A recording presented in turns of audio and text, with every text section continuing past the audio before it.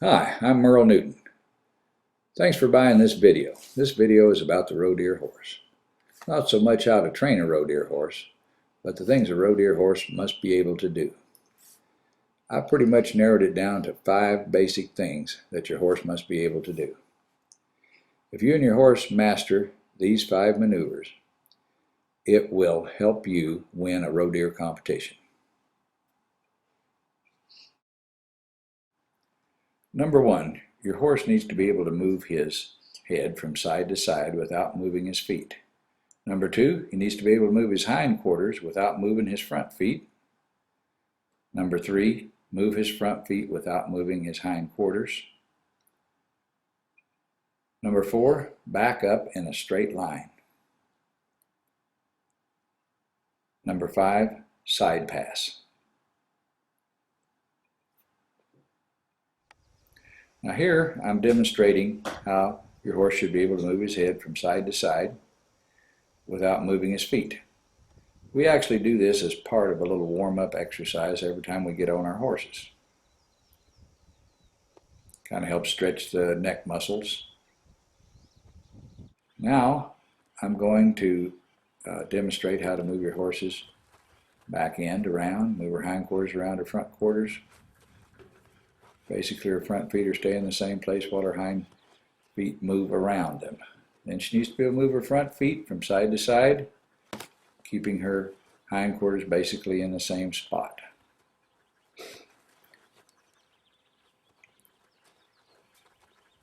Now we're going to ask her to back up in a straight line.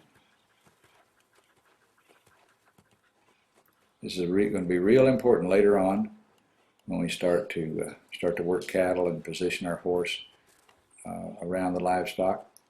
I'll show this from a different angle here. Horse is backing up straight.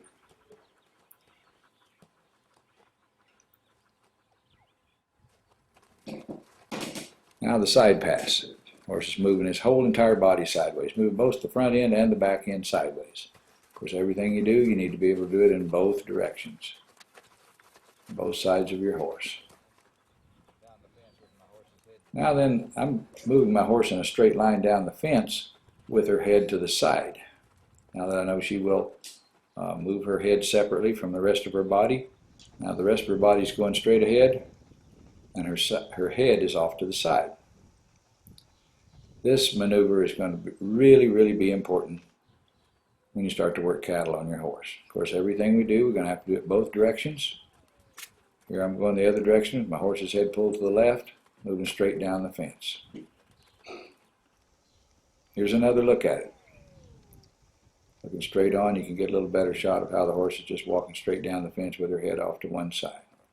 Now we're going to put some of this to practical use. One thing you're going to need to do in a Rodear competition is open and close gates.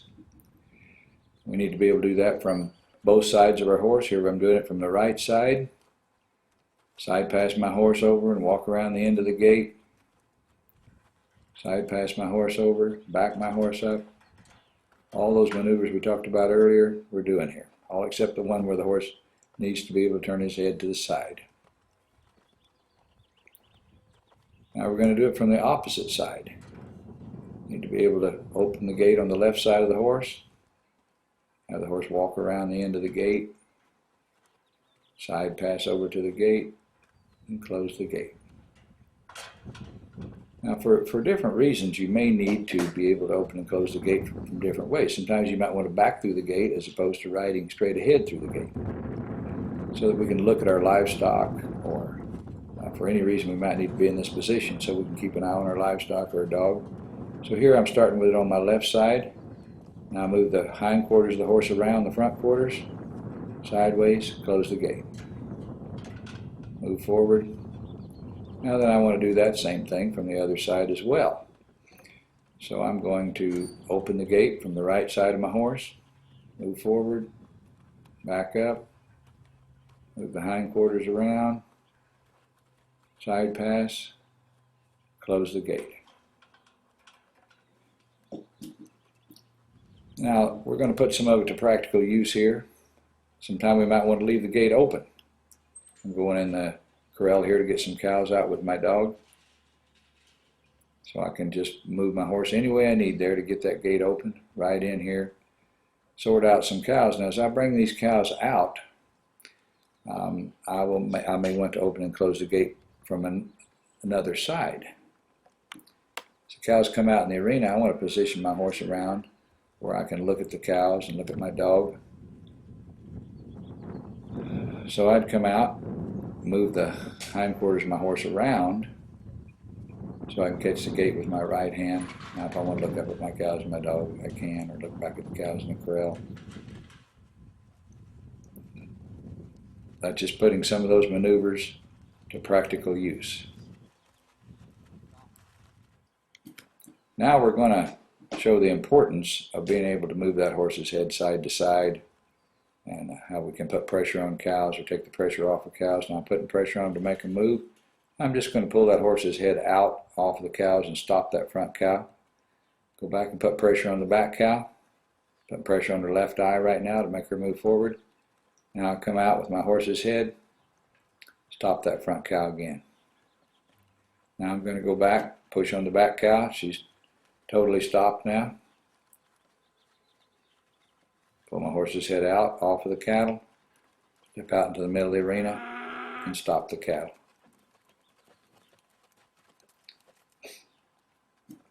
Needed right up far enough to catch the eye of that front cow and actually get her stopped. Now everything we do, we're going to do it from the opposite direction. But here you can see how important it is to be able to move all the different parts of the horse, position your horse any way that you need to position her on the cattle. Put pressure on the cattle, take the pressure off the cattle. I'm actually controlling the cattle and making them move at the same time. Look at the different maneuvers that my horse has to do. Here I've got my horse's head pointed to the left. Now I'm going to pull her head out to the right, stop that cow. Now back to the left, put pressure on the cattle. Each time I'm backing that horse up and moving, pivoting her on her hindquarters so that she doesn't come into the flight zone of those cows until I'm ready for her to. Here we can see it at a different angle. It's a little more obvious. Putting pressure on the cows to drive them. Now flip that horse's head out there and stop that lead cow. Come back, put pressure on them from the back again. Stop the lead cow again. Just by the movement, basically moving that horse's head to a different position. I'm also pivoting her a little bit on her hind quarters so that she moves her front quarters over with her head. Here's a look at it from the rider's point of view. It becomes a lot more obvious. You can see the movement of the horse's head and how it affects the cattle. Here how I'm putting the pressure on the left eye of that cow in the back. Now I'm going to come out with my horse's head pulled out to the left. The whole time I'm coming out here, I've got my horse's head off of that cow because I want to take the pressure off to stop that cow.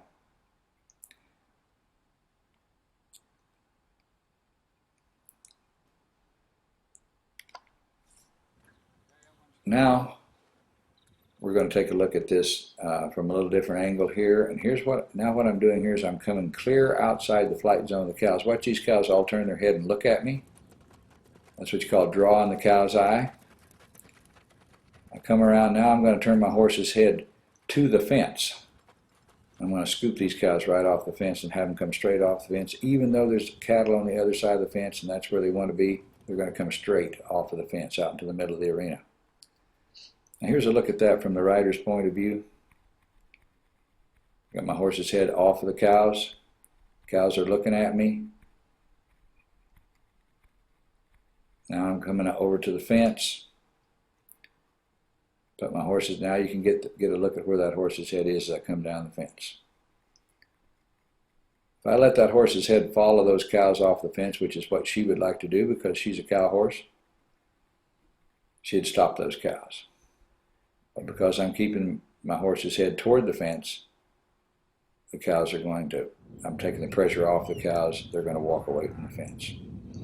Now here's a little bit of how you would actually use that horse positioning, moving the horse's head, moving the horse's body. I'm going to turn my horse's head away from the obstacle. I like to say that my horse's tail is the hinge of the gate here, while my dog brings the livestock up. I'm not threatening them. I'm just being an open gate right now.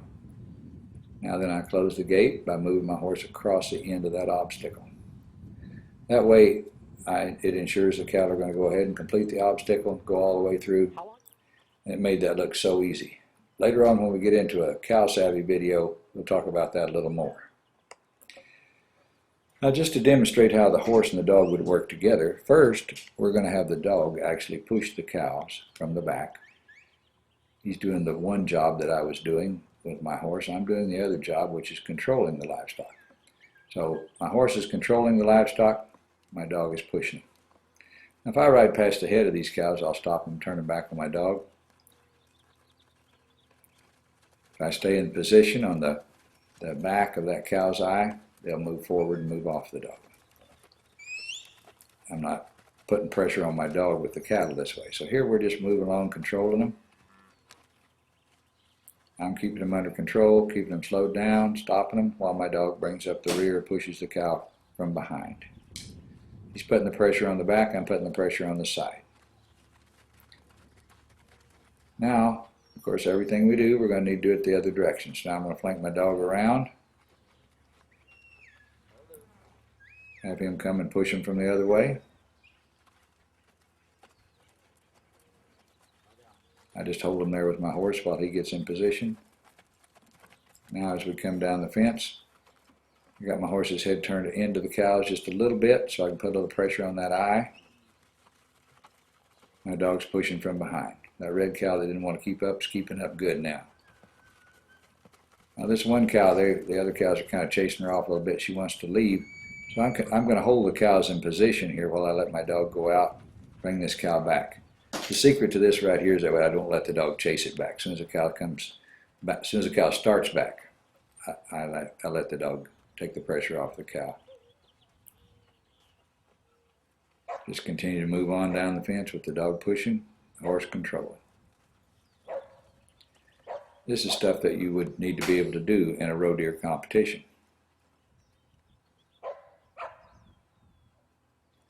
Now we'll change places. I'm going to push the cows with my horse, and the dog's going to do the controlling. So we get set up here to go. I'm putting pressure on the cows from behind now. My dog is going to put pressure on the eye of the cows to keep them under control on the fence. He comes out just enough to control them. Stop the back cow. But he didn't stop the front cow. Now he's going to come on out. Keep him under control. That one cow in front really wants to leave, but the dog is in the just right position to control it.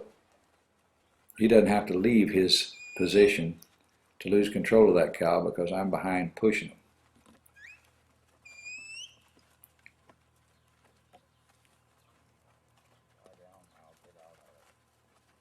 Just a demonstration on how the dog and the horse can actually work together. Now we're going to turn around and go the other direction. Now I'm coming outside the flight zone. My dog's holding him there until I get in position. Now he comes back in his spot that he's going to need to be to control the cattle. I'm going to start pushing him from behind. Everything we do, we need to do it from two directions. We're keeping our cattle nice and quiet, just walking them along the fence here. This one cow that really wants to leave is getting a little nervous here. She's trying to figure out a way to escape this whole program. Roy's just staying out nice and wide and just staying right where he needs to be to keep her under control. Actually, he knows what she's thinking, and pretty soon he's going to offer to give her a little lesson in staying with the other cows. Now you stay back with those other cows. But me being in position here makes it so that we don't lose control of our cattle.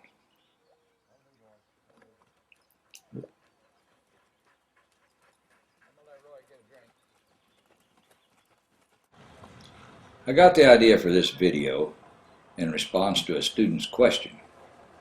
What are the most important qualities of a Rodear horse? So I narrowed it down to 5 things. Just to review those things: move the horse's head without moving the rest of the body, move the hind quarters or move the front quarters without moving the rest of the horse, back up, or side pass. In some of our other videos, we offer instructions on how to teach your horse and how to cue your horse to do these things. And in our Cow Savvy video, we get into more about how to apply some of these things. I'm Merle Newton, and I'll see you down the road.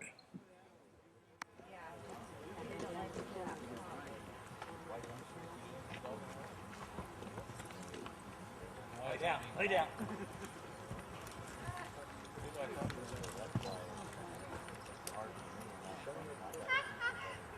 Good boy, Dart.